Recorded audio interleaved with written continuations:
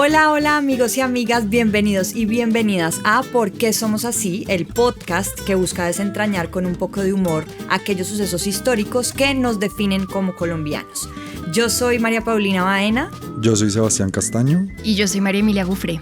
Y antes que nada, este episodio fue patrocinado por Confama, que es la Caja de Compensación de Antioquia, y les damos muchas gracias a ellos por apoyar la historia y el humor. ¿Se acuerdan a principios del año 2020? ¿Sí se acuerdan? Chévere, empezó bien. Las calles llenas de gente, bullicio, risas, jajajas, jujujus. La gente en los bares dándose besos de 2, besos de 3. La gente dándose la paz en las iglesias, todos abrazándose con todos. Bueno, tampoco es que esto fuera el paraíso, o sea, esto no es Suiza, pero en general todo el mundo estaba luchando para sobrevivir al sistema sin pensar en que algo más grande se nos iba a venir, ¿no? Era como uno veía las noticias de un virus en una tierra lejana, pero eso era como un murmullo de fondo, ¿no? Uno no se imaginaba lo que iba a pasar. Hasta que un día... Atención, que el Ministerio de Salud acaba de confirmar el primer caso de coronavirus en Colombia. ¿Ustedes qué estaban haciendo en ese entonces? Me acuerdo de estar leyendo una noticia de, no sé, tantas parejas se están separando en China. Y yo me acuerdo estar leyendo esa noticia con mi expareja al lado, como los dos en una cama.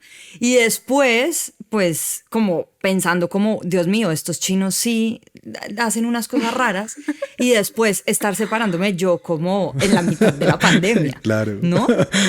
Y además me acuerdo estar haciendo una puya en ese momento que trabajaba para El Espectador, en donde decíamos como, a ver, el coronavirus sí es el fin del mundo, como un poquito como poniendo entre preguntas esa afirmación, y es como, no, sí es el fin del mundo, como más o menos como frescos, esto es una gripita, no es escandaloso, ya van a venir los colombianos repatriados de Wuhan, pero tranquilos, esto no pasa nada, y es como, mierda, o sea, si uno se despertara en mayo de 2020 y a uno como que sí, como esa película de Goodbye Lenin, que yo no sé si ustedes se la vieron, sí. Que es como si yo me despertara aquí hoy, que pienso que ha pasado, ¿no? Si uno hubiera estado en un coma y se levanta a mediados del 2020, se enloquece. Pero chifles. Exacto. Por completo. Exacto. Porque además las noticias eran muy terroríficas. ¿Se acuerdan esas imágenes en China de los cadáveres en el piso? En Italia. Ay, sí. Yo me acuerdo de escuchar las noticias de Italia. Yo en esa época vivía con 4 amigos. Éramos 5 en el apartamento. Bien atestados. Mi cuarto era además chiquitico. Imagínense pandemia en un cuarto que era como de este tamaño. Y a principio de año había terminado con mi actual marido. Porque mis amigas eran muy jóvenes y yo me sentía muy vieja. Y era como, no, hay que tener un ratico de juventud. Yo tenía como 23 años en ese momento. Y chéverísimos esos primeros meses de fiesta con mis amigas. Y de repente cae esa vaina. Y yo dije, no, tusa y pandemia, esto no se sobrevive. Obviamente fui pedí cacao inmediatamente. ¿Cómo? O sea, gracias a la pandemia ahora estás casada. Claro. Bendita pandemia. Sí. O sea, todas las noches le damos las gracias, pero sí. Total. El mundo se puso en pausa y nosotros también. Pero esta pausa es una oportunidad para reinventarnos y redescubrir lo que realmente importa. Que se puede trabajar en casa sin tener que ir todos los días a la oficina. Pero bueno, ¿desde cuándo arrancó esta vaina? Porque igual esto era muy ajeno a nosotros, solo lo habíamos visto en libros y pues nos tocó vivirla en carne y hueso. Por eso en este episodio vamos a hablar sobre las epidemias, es decir, de dónde vienen y por qué explican, pues, por qué somos así, ¿no? Y la pregunta es, ¿por qué somos así? ¿Cómo con las epidemias? O sea, ¿a dónde queremos llegar con esto, mejor dicho? Sí, yo creo que ahí lo clave es pensar en cómo las epidemias han impactado la historia, nuestra historia, como colombianos, colombianas. Cómo han definido lo que somos hoy en día, que finalmente es parte de la pregunta que nos hacemos en este podcast, ¿no? Y ahí hay una primera respuesta que es súper importante, que es de lo que vamos a charlar muchísimo, que es la dominación de los españoles sobre el territorio, ¿no? Y poco se ha pensado en esto y han sido historiadores muy recientemente que han empezado a pensar en cómo las epidemias que llegaron acá ayudaron a los españoles a poder dominar el territorio. Entonces, más o menos sin las pestes españolas, europeas, pues, quizás no seríamos como somos hoy en día, así bien mestizos, como dice el presidente, como es café con leche. De acuerdo. No seríamos así.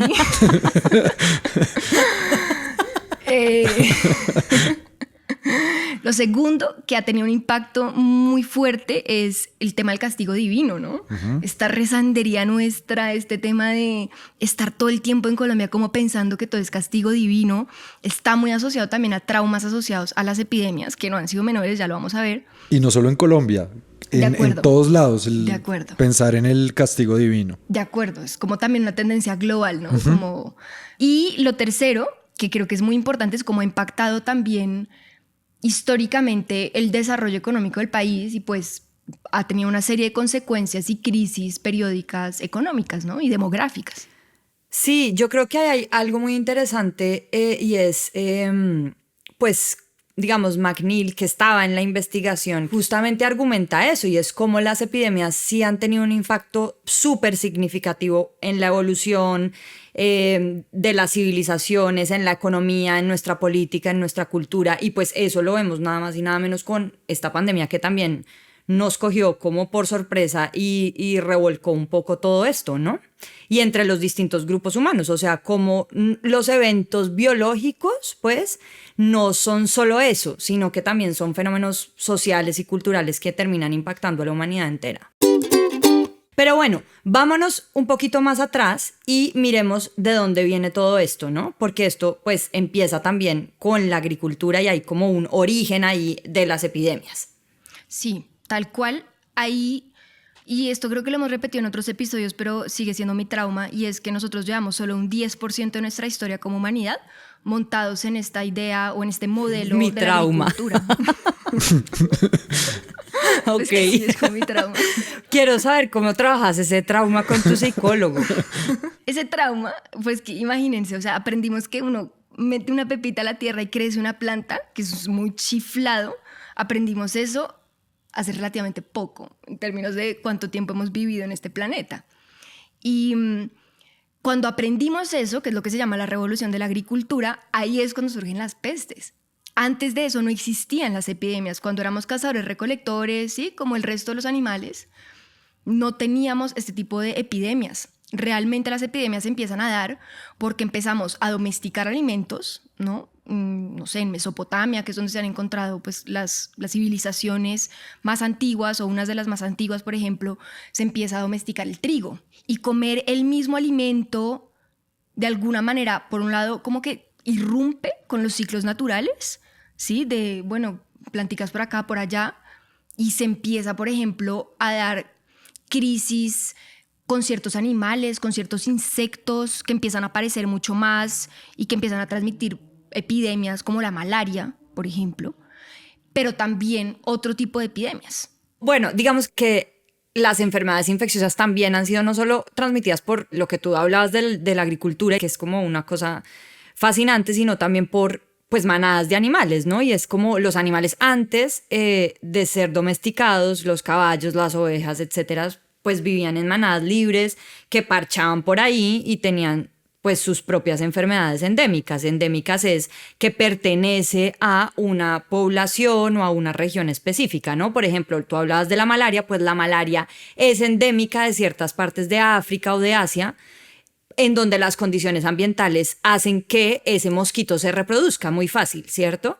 Pero con las epidemias es como, bueno, esto llegó a todos lados y no hay cómo pararlo, ¿sí? Y es como que nos arrincona, como vimos que nos arrinconó el COVID, que era una cosa que ni siquiera podíamos ver, ¿no? Microscópica.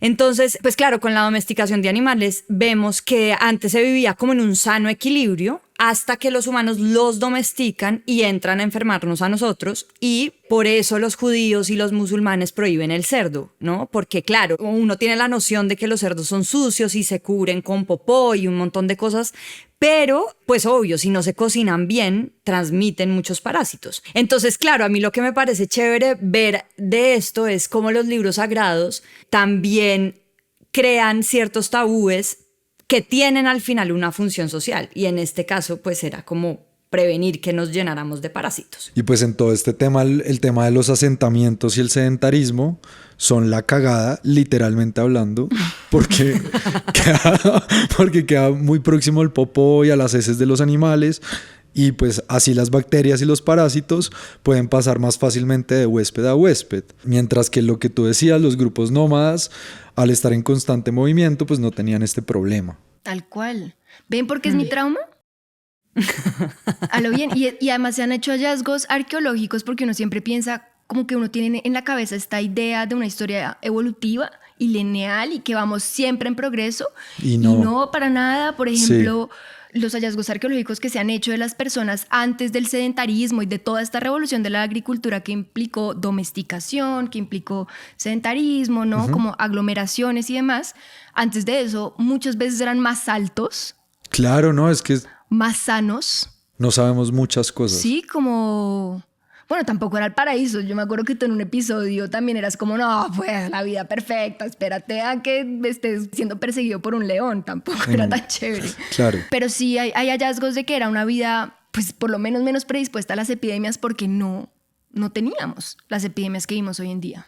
Y uno de hecho ve en estas comunidades civilizadas como pues los babilonios, acadios, hititas, este tipo de cosas que ocurrían, como las 10 plagas de Egipto que aparecen en la Biblia, o el dios de la peste en la epopeya de Gilgamesh, que son como expresiones de estas vivencias de plagas que hemos tenido durante pues muchos siglos. Pero bueno, estamos hablando mucho de este lado del charco. O sea, de acá donde yo estoy. ¿Qué pasó allá? ¿Dónde estás tú? En España, nuestra madre patria. Oh, por Dios.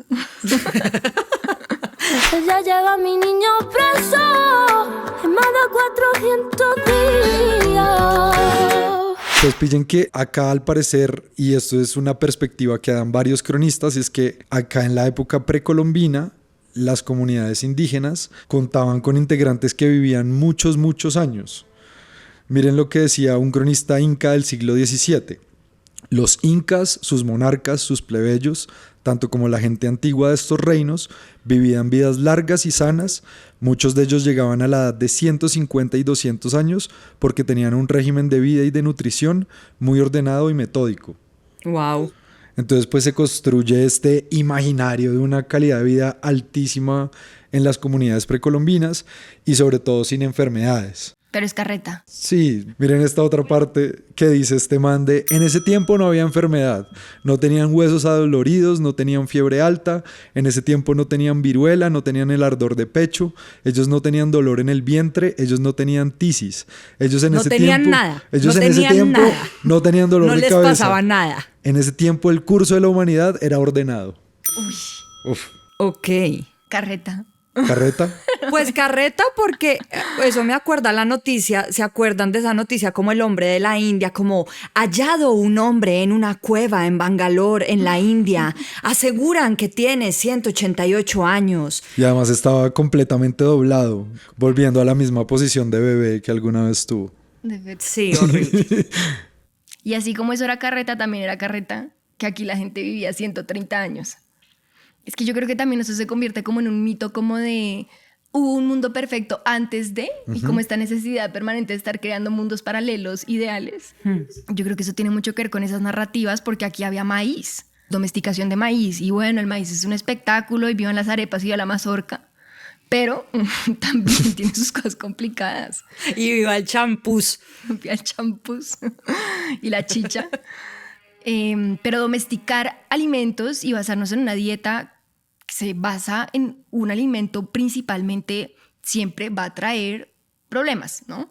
alimentarse a base de maíz, por ejemplo, traía mucha anemia para las poblaciones locales, epidemias también. Se le tiene la fiebre amarilla, se le tiene el tifus, se le tiene la influenza, mejor dicho, lo que quieran. Digamos, la fiebre amarilla, que los mayas le llamaban el xequic, que es vómito de sangre, ¿sí? Entonces... Muy linda. Muy linda. La única fiebre amarilla linda es la de la selección Colombia, o sea... Por favor. Es la única. No me digas más porque William te lo va a narrar. Sí, pero entonces esta fiebre amarilla que el Popol Vuh, que es este libro sagrado de los mayas, pues relataba y que se le conoce por los mayas del Yucatán como Xequic, otros le llaman Cocoliche, otros le llaman Paul Lee Cantina en el Caribe. Algo que me parece increíble y que María Emilia decía al principio de este episodio es, bueno, este libro sagrado dice que, y cito literalmente, que fue creado por medio de un mosquito creado por los dioses. O sea, uno ahí ya empieza a ver cómo es que funciona la explicación de la transmisión de enfermedades, ¿no? Y otro señor que se llama Fray Diego Landa dice que la enfermedad en Yucatán, abro comillas, dice, se hinchaban los enfermos y reventaban llenos de gusanos y con esta pestilencia murió mucha gente y gran parte de los frutos quedó sin recoger. Entonces uno ahí va viendo que piensan que es una enfermedad llevada por los dioses, pero el tifus también, o sea, no estaba solo la fiebre amarilla, sino que el tifus pues viene desde la época de los cazadores recolectores y toma fuerza por la poca higiene y el hacinamiento y en esa transición al sedentarismo. Pero también tiene como una condición y es que se da en estas zonas de Mesoamérica, de Norteamérica, de los Andes, por la naturaleza de la transmisión. Es decir, era un piojo que prefería los ambientes frescos y las ropas de lana o de algodón. Entonces, bueno, hay investigadores que dicen como no, esto no es así, no necesariamente esto se dio así. También estaba otra enfermedad precolombina que era la influenza y es como, claro, ahí se empieza a poner difícil la cosa porque ya mucha gente la presentaba y había muchos síntomas registrados que eran como, abro comillas, un guijarro pestilente o fuegos para referirse a la fiebre. Pero pues ni idea si esto era la influenza o si se daba por domesticar a ciertos animales o por simplemente como las circunstancias de ese momento o qué. Lo cierto, y vuelvo a la tesis inicial, es que muchas comunidades indígenas sí enlazaban como todos estos sucesos a creencias religiosas y a culpas personales, ¿no? Entonces me encantaba como ver que se indagara la vida de las personas y les preguntaran si era arrogante o no, en qué día habían nacido, no sé, como para ver si les había caído la enfermedad como por suerte o porque se lo merecían. Claro, siempre buscando explicaciones divinas a lo que no pueden entender. Total. Y la idea de castigo, ¿no? Porque Además, podría ser como desde otra perspectiva, pero es como una idea muy fuerte de castigo que existe además en diferentes religiones, porque aquí estamos hablando de la época precolombina, pero sabemos que también había este tipo de ideas en Europa, claro, frente a las epidemias, como castigo divino, ¿no? Yo creería que ahí entonces las dos ideas clave, digo, de esta parte que acabamos de conversar es que aquí en Colombia, en lo que hoy es Colombia, pero en general, digamos, en América sí había enfermedades también, pero menores. Nada comparado con lo que se les va a venir encima. Ahí sí son unas epidemias, juepucha, mortíferas, ¿no? Y lo segundo, lo que tú estabas diciendo, pues esta apreciación o este análisis desde lo divino y sobre todo desde una idea muy fuerte de castigo. Uh-huh. Nada comparado a lo que se venía de Europa, pues porque de allá, o de acá mejor, les llegó lo denso. Entonces hablemos un poco de las epidemias de la Europa medieval. Bueno, pues allá en Europa, en la Edad Media, los medievales son los que van a llegar acá, ¿no? Y llegan también con sus creencias y llegan con sus pestes. Y tienen todo tipo de pestes. La más famosa es la viruela. Uh-huh. Sí, la viruela, pues que es esta peste, se volvió muy común allá y ya la gente, digamos, estaba mal que bien como medio bien relacionada con esa, pero es muy antigua, ¿no? Incluso durante el Imperio Romano se la conocía como la plaga antonina, porque fue una peste que del año 165 al 168 afectó aproximadamente al 10% del imperio, creó una crisis económica terrible, algo así como lo que hizo el COVID acá, y también una crisis militar tremenda. Después, otra de las epidemias que empezó a asolar fuertemente a Europa fue el tifus. ¿Les leo los síntomas? ¿Quieren saber los síntomas? Bueno. Se presenta cansancio, fiebre, dolor de cabeza intenso. Aparece erupción cutánea. Comienza en el tórax y se extiende a los brazos y piernas. Si la enfermedad empeora, se puede desarrollar gangrena y neumonía. Y otra que era el sudor inglés, era otra de las famosas enfermedades europeas, que es así, afortunadamente no la trajeron acá, porque fue muy súbita. Apareció en el siglo XIV, se desapareció por allá en el siglo XVI, y era muy rara porque los síntomas era que la gente empezaba a sentir miedo, y después escalofríos y dolor de cabeza, y le pegaba durísimo a los niños y a las niñas, se morían rápido, como a las 24 horas. Pero fue una cosa que como que apareció y desapareció rápido, como otras epidemias que ha habido en la historia que no se sabe muy bien por qué se originaron. Cuéntanos tú, Sebastián, la más famosa. Pues la peste negra o peste bubónica, que tiene su origen en Asia y llega a través de las rutas comerciales de Europa. Esta enfermedad venía de las ratas, al parecer de los piojos de las ratas. Y pues esta vaina llega a Europa y se empieza a propagar rápidamente desde el año 1347 y empieza a matar miles y miles de personas. Pillen estos datos. Las estimaciones actuales indican que entre 1347 y 1352, es decir, en 5 añitos, se murieron en Europa al menos 25 millones de personas, es decir, casi el 40% de la población. Y hay otros estimados actuales que indican que puede que se haya muerto el 60% de la población. Eso es mucha gente. Arrasados. De la población de París, de 100.000 habitantes se murió la mitad. En Italia, en Florencia, de 120.000 habitantes, en 1338 a 50.000 habitantes en 1351. A Europa le tomó 150 años volver a la población que tenían, otra vez. Pero en esa época, nuevamente hablando de lo que hemos estado hablando, la gente creía que era un castigo divino. Y la religión en esa Europa medieval jugaba un papel muy importante. Entonces la gente estaba desesperada con la enfermedad y buscaban formas de explicarse por qué les estaba ocurriendo lo que les estaba ocurriendo. Y pillan este poema que encontré del francés Guillaume de Machaut. ¿Qué tal ese francés que estoy manejando? Impecable. Increíble. Pero pillen. Cuando Dios en su morada vio la corrupción del mundo, hizo salir a la muerte de su jaula, llena de locura y de rabia, sin freno, sin bridas, sin discernimiento, sin fe, sin amor, sin medida.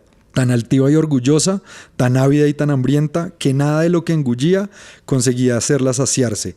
Recorrió todo el mundo matando y destrozando los corazones de todos los que encontraba a su paso. Creo que eso explica muy bien lo que estaban sintiendo en la época. El caso es que esta peste pues transformó a la sociedad europea, no solo porque la quebró económicamente, sino porque la diezmó. Y pues además dio lugar a todo tipo de locuras y de masacres, porque empezaron a acoger como a grupos minoritarios como chivos expiatorios, como a los judíos que los empezaron a atacar y a quemar vivos y demás, porque creían que ellos eran los culpables de la enfermedad. Y, por ejemplo, la drástica reducción de la población llevó a una escasez de mano de obra, y esto hizo que los campesinos pudieran negociar mejores salarios y condiciones laborales, lo que fue debilitando al sistema feudal. Además de esto, pues la crisis provocó cuestionamientos a la iglesia y hizo que aparecieran nuevas ideas. De nuevo, o sea, como buscando chivo expiatorio, ¿no? Sí, culpables. Es que ahí uno empieza a ver tendencias, ¿no? Que pasó también aquí en Colombia, siento yo, ¿no? Pues, o sea, es que no estamos muy lejos tampoco de eso. No. Acuérdense esas noticias del COVID en donde echaban a los médicos de los edificios, ¿no? Claro. Yo me acuerdo Sí. esa noticia del médico caleño, que los residentes de un edificio dijeron como no, tenemos mucho temor de que este doctor esté tratando como a enfermos de COVID, y nada, mandan una cartica a la administración y que lo saquen del edificio. Y eso también es muy denso porque empieza como esta sociedad de la hipervigilancia, en donde pues acuérdense del COVID, como estar rodeados de miles de cámaras, de termómetros, basuras con microchips, la minería de datos en donde a uno le preguntaban cada 48 horas, mejor dicho, tiene que estar registrando la temperatura corporal, el ciberpatrullaje, o sea, nos convertimos en sociedades como refachas en donde estamos denunciando al vecino que le pasa esto o lo otro, ¿no? A mí me pasó en mi propio apartamento. O sea, todos nos fritamos y éramos como, ¿usted va a ir al mercado? ¿Está seguro que va a ir al mercado o va a ir a visitar a su hermano? Sí, como... Uy, qué loco. Uno se vuelve muy vigilante. Y eso pasó también durante la peste negra, ¿sí? Como precisamente, fíjate que coincide, o pues un poquito después, va a tener lugar la cacería de brujas. Uh-huh. Sí, es como, la vecina es bruja y las brujas terminan siendo cualquier simple cristiana. Sí, como... Sí, se vuelven muy intolerantes las sociedades. Muy intolerantes, se presta mucho para eso. Y que además generan muchos cambios sociales, como por ejemplo esto del trabajo, esta pandemia que nos tocó a nosotros, por ejemplo, la conectividad de las personas, todo el mundo trabajando desde sus casas y se empezó a dar más explotación laboral.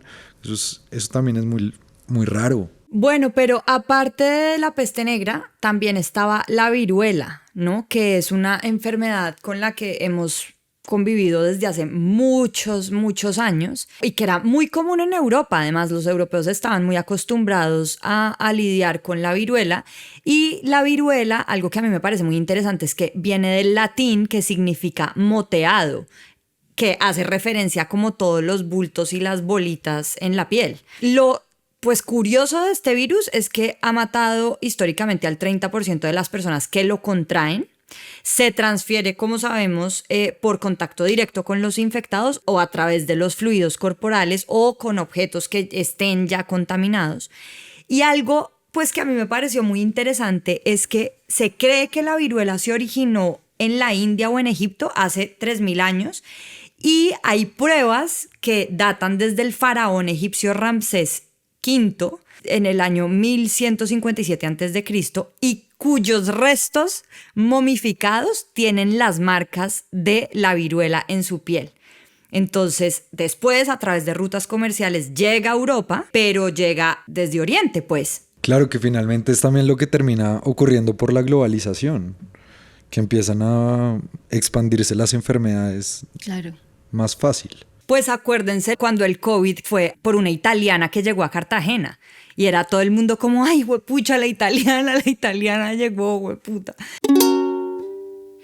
Pero bueno, en el siglo XV llegan a América todas estas epidemias, o algunas, ¿no? ¿Cómo fue eso? Pues sí, los españoles llegan a América en 1492 y al ratico se empiezan a ver los efectos perversos que todas estas pestes europeas traen para los habitantes locales. En ese mismo año 1492, Colón secuestra y lleva a Europa a mostrar, a exhibir a los indígenas que encontró. Muchos de estos indígenas que llevó en ese viaje pues murieron porque parece que no estaban preparados para las enfermedades con las que se iban a encontrar en Europa. Según el historiador William McNeill, es altamente probable que esto se haya debido a las pestes europeas que eran reletales para los indígenas. Y pues estos primeros viajes de Colón fueron a las islas caribeñas, a Cuba y Santo Domingo, pero rápidamente, debido a las epidemias, las poblaciones de estas islas empezaron a desaparecer y empezaron a poner en riesgo el sistema de la encomienda, del que ya hemos hablado.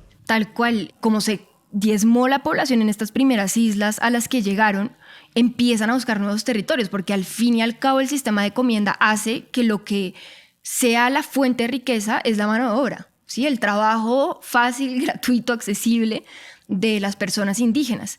Entonces de ahí es cuando empiezan a pasar a otros territorios y llegan a México. En México llegan 30 años después, o sea, en 1519, pero hay algo interesante con lo que pasa como con los aztecas, y es que el impacto de la viruela y de las otras pestes europeas fue impresionante. Y hay una cita que dice de hecho eso. Durante los 18 meses que precedieron a la caída de la ciudad de Tenochtitlán, sucumbieron más de 250,000 mexicas, la gran mayoría como resultado del hambre y epidemia que cundió durante el sitio de la capital del imperio. El mismo, ¿cómo es esto, María Emilia? Cuitláhuac, el emperador que sucedió a Moctezuma II, sucumbió del mal durante el asedio. Entonces, se estima que antes de la conquista la población de Nueva España en México haya llegado a unos 25 millones y las epidemias hicieron que descendiera a unos 17 millones en 1532, o sea, 8 millones menos. Entonces, claro, era también como las epidemias una forma de combate, ¿no? Y de reducir y de diezmar a las poblaciones. Eso es impresionante y es como que hay otra arma ahí también. Que es como si hubiera sido un arma biológica sin ellos saberlo. Sí, exacto. Y además como la enfermedad les pegó tan duro a los aztecas y no afectaba a los españoles, pues los aztecas de nuevo llegaron a creer que se trataba de un dios cristiano que tenía la razón y que era mucho más fuerte que el de ellos y que por ende era el dios verdadero. Claro. Entonces fíjense que también pues todo tiene un efecto pues terrible porque juega también con los símbolos y con la religión. Y lo mismo le empieza a pasar a los incas durante el proceso de conquista del imperio inca. Cuando llega Pizano en 1532, de ahí en adelante la población va a quedar totalmente diezmada. De hecho, según McNeill, que es pues este historiador del que tanto hemos hablado en este episodio, esa misma peste que creemos que es la viruela, lo más probable es que sea la viruela, que se termina llevando a Huayna Capac, al líder inca, ¿no?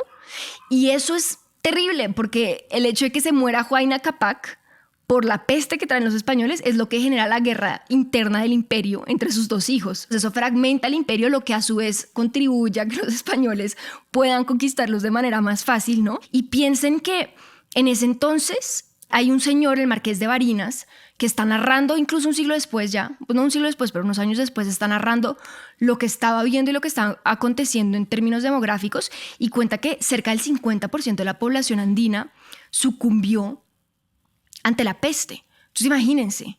Y él narraba, decía cosas de este estilo. Les voy a leer esta cita que me parece como súper clave. Observa uno a breves intervalos montones de calaveras y huesos de estos desdichados que horrorizan a quienes viajan por el camino. Él estimaba, por ejemplo, que en Paita, que hoy en día es Lima, entonces se llamaba Paita, el 90% del total de la población desapareció, el 99%, perdón, del total de la población desapareció. Además, hay unas ilustraciones maravillosas de un man que se llama Guamán Poma de Ayala, que está en Google, pongan Guamán Poma de Ayala. Y él ilustra a la Virgen María como así, mandándole la peste a todo el mundo, como con unos rayos así súper poderosos. Se podría trasladar eso como al rayo homosexualizador también de la derecha colombiana. Exacto. Algo así, algo parecido. Entonces está así enviándoles como la peste y es porque ha habido una serie de revueltas. Y por otra parte, la otra narrativa o la otra interpretación es un movimiento que se llama el Takiuncuy, que es un movimiento de resistencia, y aquí es como la inversa, ¿no? Porque venimos hablando como de todas estas interpretaciones que favorecen al dios cristiano. El Takiuncuy, en cambio, es un movimiento que dice como, hermano, esta peste y toda esta mortandad tan espantosa nos vino porque los españoles llegaron a desordenar el cosmos y el orden lógico. Entonces vuelve y juega, son interpretaciones como divinas y un poco asociadas al castigo en todo caso de la epidemia, de la enfermedad. Y claro, yo creo que eso me recuerda también a la pandemia, y aún hoy muchas personas interpretan lo que pasó con la pandemia del COVID-19 como un castigo divino del cosmos por irrumpir los ciclos naturales, etcétera, etcétera. Y yo me puse a buscar como titulares de eso y encontré un montón. Me salieron muchos obispos de acá que decían como, no sé, el obispo Schneider, que es un obispo de Kazajstán, decía que el coronavirus es un castigo divino por la idolatría a la Pachamama en el Vaticano. Obispo auxiliar de Astana, Kazajstán. Kourtney Kardashian dijo que el coronavirus era un castigo de Dios y compartió un pasaje de la Biblia asociado con esto. El padre Fortea, que es otro padre de acá importante, dijo que el coronavirus es un castigo divino por la pandemia. Una campeona olímpica rusa dijo lo mismo: el coronavirus es un castigo divino a Occidente por perseguir a Rusia. Y ahí se refería a que el aplazamiento de los Juegos Olímpicos de Tokio era un castigo de Dios por la persecución de Rusia por parte de todo Occidente. Entonces me parece como impresionante ver pues como también todas las narrativas se empiezan a leer desde ese lado como también místico, simbólico e ideológico. El hecho de que la población nativa quedara diezmada en América explica también gran parte del tráfico de esclavos que empezó en el siglo XVI, ¿no? Como vemos, el sistema de encomiendas colapsó, ya Sebastián nos dijo y nos recordó que era, pues se necesitaba nueva mano de obra, y así es como llegan nuevas epidemias al Reino de Granada o lo que hoy conocemos como Colombia. Termina pasando lo mismo que en el Imperio Azteca y que en el Imperio Inca. Lo que pasa es que aquí no había grandes imperios. Bueno, el Inca alcanzaba a llegar hasta el sur del país, pero realmente pues había poblaciones o comunidades mucho más pequeñas y diversas en términos políticos, pero en todo caso terminan diezmadas, ¿sí? Entonces la conquista es aún más fácil porque por un lado no hay grandes imperios, no hay tanto control político, y por otro lado terminan desapareciendo. Fíjense en esta cita: entre 1500 y 1617 se estima que la población indígena disminuyó alrededor del 90%. Del 90%, estamos hablando en un siglo, el territorio queda diezmado. Entonces así, las personas que se sientan muy indígenas, no tanto. Realmente somos muy españoles porque la población indígena quedó diezmada. Las crónicas que uno lee en la época de los españoles muestran que la población indígena, las diversas comunidades indígenas, sí ven esto como un castigo divino, y ya cuando empieza el proceso de cristianización forzosa y toda la cosa, hay muchas procesiones a las vírgenes. Hubo brotes en 1558, en el 78, 1617, 1782, 1802, ¿sí? Son como repetidos, y ahí ya pues esta población que es minoritariamente indígena, más mestiza, empieza a hacer mucha procesión a las vírgenes, ¿no? La Virgen de Chiquinquirá se convierte como en una de estas superestrellas para irle a pedir que, por favor, auxilio. Y hoy nuestra superestrella, ¿quién sería? ¿El capitalismo? Va a tocar inventarnos una oración. Capitalismo, no te conviertas en un monstruo y permíteme llegar a fin de mes sin explotación y con salud mental. Amén. Hay otro tipo de epidemias en todo caso. La protagonista número 1 aquí es la viruela, pero sabemos que también la fiebre amarilla, pues, y ya es una incluso anterior, ¿no?, a la llegada de los españoles, la malaria y la gripe que trajeron los españoles, es así, también afectó mucho a la gente. Sí, de hecho, la viruela siguió asolando las colonias. Por ejemplo, en 1782 y en 1802, 2 epidemias de viruela asolaron a Santa Fe de Bogotá. Y por mucho tiempo esto se siguió entendiendo como el castigo divino, hasta que ya entrado el siglo XIX empezó a haber como una mejor comprensión de este fenómeno y la salud pública se convirtió en política de Estado. En 1798, Edward Jenner descubre la vacuna contra la viruela. Y es muy bacano lo que pasa porque este man observó que las mujeres que ordeñaban vacas que se enfermaban de una cosa llamada viruela bovina, como que la viruela no les pegaba tan duro. Entonces dijo, tal vez tomando un poco de esta enfermedad de las vacas y poniéndosela a los humanos, puede que consigamos la vacuna contra la viruela. Y efectivamente eso fue lo que ocurrió. De ahí viene la palabra vacuna, dato curioso. Ah, wow. Exacto. Pero el caso es que 5 años después del descubrimiento de la vacuna, el rey Carlos IV envía al doctor Francisco Javier de Balmis a una expedición por América para hacerle frente a la vacuna de la viruela. Dicen que esta fue la primera campaña médica internacional de la historia. Se llamaba la Real Expedición Filantrópica de la Vacuna. Sí, y ahí hay un tema que también empieza a avanzar, y es que así como traen la vacuna de la vaca, también hay un avance significativo ya desde mediados del siglo XIX en adelante. Se descubren las bacterias, que eso también es una revolución, como, wow, si soy más limpio, me enfermo menos, sí, empieza todo este cuento de la higiene. Lo hablamos en nuestro capítulo además de modales, ¿no? Así es. Del descubrimiento de las bacterias. Pero bueno, se descubre todo esto Y se empieza a descubrir también que es muy importante que las ciudades sean más higiénicas. Imaginémonos que ya en este momento en el que estamos hablando, vacunas, siglos XVII, XVIII, XIX, bueno, más que todo XIX, los pueblos y las ciudades en Colombia son apestosísimas, ¿sí? Como Bogotá, por ejemplo, no tenía cañerías, ¿no? Entonces la gente bota todo por la ventana. Y se empieza a hacer una cantidad de avances como cañerías, como acueductos, empiezan como a fijarse mucho más en que el agua efectivamente sea salubre, empieza a haber una preocupación como pues para acondicionar las ciudades de manera tal que no haya tanta peste, porque acordémonos que las aglomeraciones humanas son gran parte de lo que tú decías, la grandísima cagada, ¿no? Son en gran parte lo que explican que haya tanta epidemia, ¿no? Entonces Bogotá a principios del siglo XX, finales del siglo XIX, estaba llevada por el tifo, estaba llevada por la disentería, por una cantidad de epidemias asociadas a las malas condiciones salubres, por poner un ejemplo. Y ya para 1920, 1930 la mortalidad ha descendido bastante porque se han empezado a tomar este tipo de medidas que no solamente se están tomando en Bogotá, sino también en otras ciudades que están creciendo para esa época. Sí, exacto. O sea, solo hasta finales del siglo XIX se empiezan a hacer las adecuaciones sanitarias para prevenir pestes y enfermedades en las ciudades. Pero recordemos que estas no fueron las únicas enfermedades que tuvimos los colombianos por esa época, ¿no? Sí, porque en el siglo XIX ya independientes, contentos, igual vuelve y asola. Y por más vacuna y lo que tú quieras, igual sigue siendo una enfermedad complicada. De hecho, en 1840 pega durísimo, durísimo, durísimo. Y más adelante va a haber otras epidemias, ¿no? La del cólera, que se dio una epidemia de cólera en 1849 y se llevó un cuarto de la población cartagenera del momento. Fue pucha.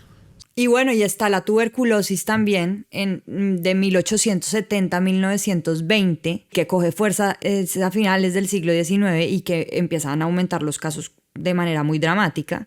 Y algo que a mí me parece interesante de la tuberculosis es como, bueno, hay que regular esto como en el espacio público, entonces como que hay que mejorar el aseo de las ciudades, evitar el lavado de ropas en los ríos, crear hospitales como para que metieran a los enfermos por tuberculosis. Pero también empieza a haber un montón de reglas en la vida privada y hay unas muy chistosas. Por ejemplo, hay como el aseo personal, bueno, normal, lo mismo del COVID, como el lavado de manos básico, ventilación de los hogares, de nuevo, eso es como una información milenaria que tenemos. Pero también decían como evitar los besos, la lactancia materna, las relaciones sexuales. Entonces, sí, como... ¿Alguna diferencia con el COVID? Yo no le veo. Y ahí hay otra que viene después, que esa sí viene más adelante, ¿no? 1920, la gripe española, que pega durísimo, sobre todo en las ciudades más altas. Ahí es la época, no tenemos sistema de salud público. Todavía la ciudad está creciendo, pero todavía apenas están haciendo las adecuaciones como para que esto no sea la grandísima porquería que era.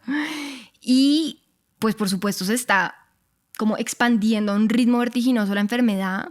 Estamos hablando de que el 80% de la población llegó a enfermarse, la gente se moría en las calles, los hospitales no daban abasto, hubo unas señoras que se pusieron la 10 y formaron no me acuerdo cómo se llama la entidad que fundaron, pero eran mujeres comunes y corrientes que fueron las que se encargaron de atender a los enfermos y se popularizaron las carretas macabras, así las llamaban, porque era tanta gente la que se moría en la calle que las metían en carretas y las llevan a fosas comunes. Es decir, eso terminó siendo algo muy complicado y que también dejó demostradísimo que tocaba mejorar las condiciones de higiene y salubridad en las ciudades. Sí, a mí esas fotos me impresionan porque en verdad uno ve una conexión muy clave, y perdón que sea tan reiterativa con lo del COVID, yo creo que esto como que nos marcó de unas maneras como muy evidentes, pero por ejemplo, eso me acuerda a las fotos en Guayaquil. Yo no sé si ustedes se acuerdan de los muertos en Guayaquil por COVID, y era como, claro, a las miles de imágenes de ciudades vacías y de hospitales colapsados, pues se le sumaba la gente en la calle, y sí. En Guayaquil era una tragedia porque pues eran testimonios de gente muriéndose en la calle, de cuerpos echados en la calle y de cuerpos que esperaban muchos días en ser recogidos para llevárselos. Y esto es muy importante porque esto también tiene que ver con la historia ambiental. En la medida en que empezamos ya durante el siglo XX a colonizar nuevos territorios que antes eran selva y a deforestar y a correr la frontera agrícola, empezamos a vivir epidemias en Colombia muy fuertes de dengue y malaria. Y pasando al siglo XXI, hay unos datos muy interesantes de la Encuesta Mundial de Valores, que es un proyecto global de investigación social que explora los valores y las opiniones de la gente y cómo estos valores van cambiando con el tiempo y el impacto, digamos, social y político que tiene en la gente. Y algo que a mí me impactó mucho de los datos que arroja esta encuesta es que la gente en general está más satisfecha en el último año con su situación financiera y con sus relaciones sociales, aunque la situación financiera es peor que antes de la pandemia. Pero tenemos esa percepción de que como que no nos pasó nada. Hay otra que me encanta y que muestra como lo difícil que fue y el antes y el después que marcó la pandemia en la vida de todos, y es que 1 de cada 3 personas encuestadas en esta investigación tiene personas cercanas que fallecieron. Pues eso muestra que alguno de nosotros conoce a alguien o tuvo algún familiar o el familiar de algún familiar que se murió en la pandemia. Y eso es horrible y eso es impresionante y eso es una cachetada, ¿no? Desde el punto de vista, desde donde se quiera ver. O sea, psicológico, como personal, económico. Y otro más, y es que en el 2022, más de la mitad de los colombianos no volvió a trabajar como antes y el 40% trabaja desde el hogar hoy. Muy loco. A mí me pareció muy interesante de la encuesta que las personas que más incertidumbre y más ansiedad tenían frente a lo que estaba pasando eran las mujeres y los jóvenes. Entonces, claro, para una, no sé, se me ocurre una madre cabeza de hogar, que es tan común en Colombia, como ya sabemos de nuestro episodio de este tema. Y la segunda cifra que me pareció muy diciente es que la percepción de la gente más mayor frente a la actuación del gobierno era relativamente positiva, mientras que la percepción, estamos hablando de que el 30% de los adultos consideraban que el manejo del gobierno fue bueno, mientras que los jóvenes de 18 a 24 años opinaban súper mal de la actuación del gobierno. Solo el 3% opinaban que había sido buena la actuación del gobierno en el manejo de la crisis.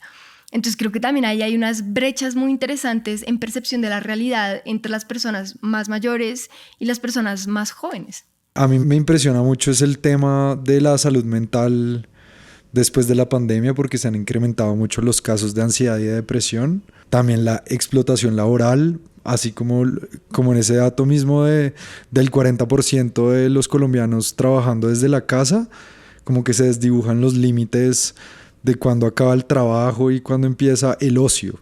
Creo que eso también afecta de muchas formas la salud mental y el burnout. Mi mejor amigo.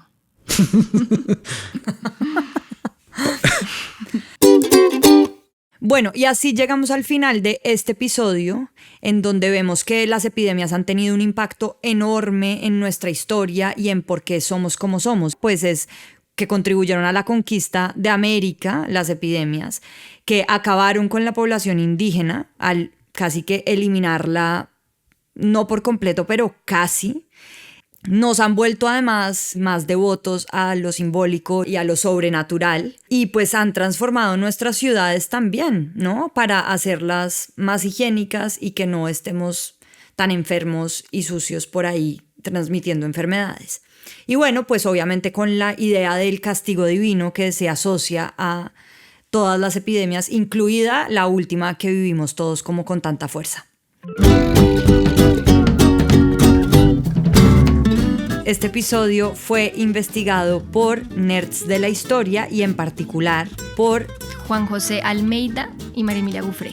El guión lo hicimos Sebastián Castaño, María Emilia Gufré y yo, María Paulina Baena. Y la voz de este episodio fue hecha por Juan Carlos Chapetón. El diseño sonoro fue de Lorenzo Caballero. Y recuerden que este episodio fue patrocinado por Confama. Nos vemos por ahí próximamente. Mírennos en YouTube y compártannos en Spotify. Acuérdense que nos pueden escuchar el último domingo de cada mes. El último domingo de cada mes. El último domingo de cada mes. Chao.